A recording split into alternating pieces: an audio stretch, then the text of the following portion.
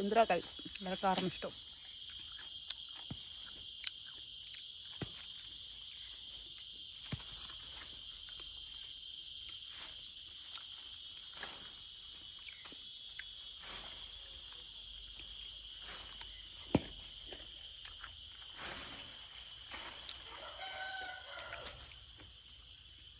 அதான் பேசி விடுப்பா.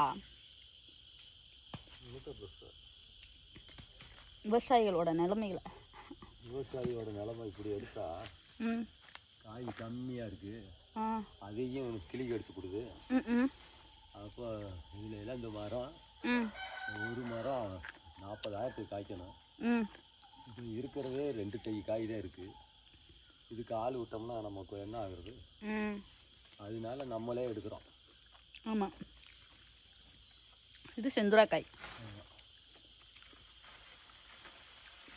எடுத்துட்டு வீட்டில் கொண்டு போய் பழுக்க போட்டுட்டு கமிஷன் கடையில் போட்டுற வேண்டியது. ரேட் ரொம்ப கம்மியாக போகுது. உங்களுக்கு எது ரேட் அதிகமாக போகிற மாதிரி நிலவரம் தெரிஞ்சிச்சு அப்படின்னா எனக்கு கமெண்ட் பாக்ஸில் போட்டு விடுங்க. இவ்வளோ ரேட்டு போகுது, நீங்கள் இவ்வளோ ரேட்டு கொடுங்க அப்படின்னு சொன்னாங்க. அதே போக இவ்வளோ ரேட்டுக்கு நாங்கள் எடுத்துக்கிறோம் அப்படி சொல்லி நீங்கள் சொல்லியிருந்தாலும் கூட நீங்கள் தாராளமாக வந்து விசிட் பண்ணலாம். என்னப்பா? கமிஷன் கடையில் 50 ரூபாயும் லோக்கலில் 60 ரூபாயும் போடுவோம். ஆமாம், அதை விட அதிகமான ரேட்டுக்கு நாங்கள் எடுத்துக்கிறோம் அப்படின்னாலும் கூட நீங்கள் வந்து கண்டிப்பாக வந்து எடுத்துக்கலாம். ஒன்றும் பிரச்சனை இல்லை.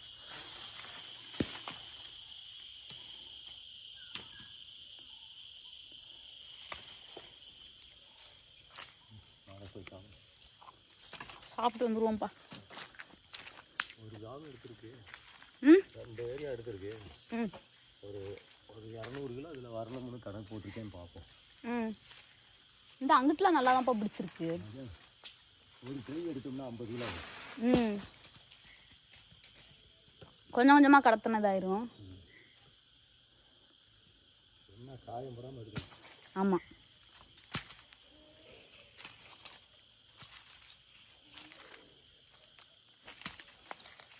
மேலே ஏறினா 100 ஆள் வரணும்.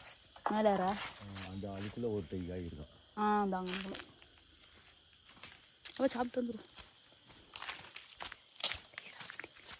ஆயிடுச்சு அச்சாச்சுப்பா.